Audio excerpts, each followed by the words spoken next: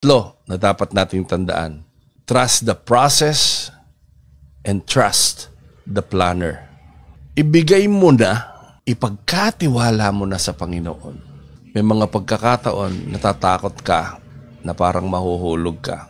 Pero palagi mong tandaan, kapag yung mga plano na yan, ipinagkatiwala mo sa Panginoon, iniluhod mo sa Panginoon.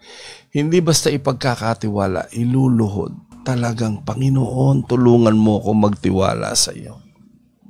Tulungan mo akong manampalataya sa iyo. Kahit hindi mo pa makita ang resulta ngayon, kapag kay Lord ka nagtiwala, sigurado may katiyakan hanggang sa dulo.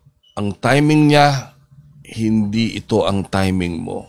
At palagi nating tandaan, huwag nating dalhin mag-isa ang plano natin.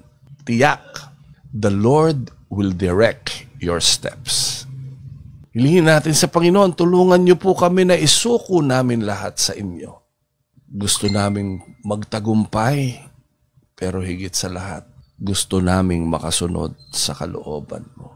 Pag iyan ang palaging bukang bibig mo, Lord, gusto ko to, pero mas gusto ko masunod yung gusto mo.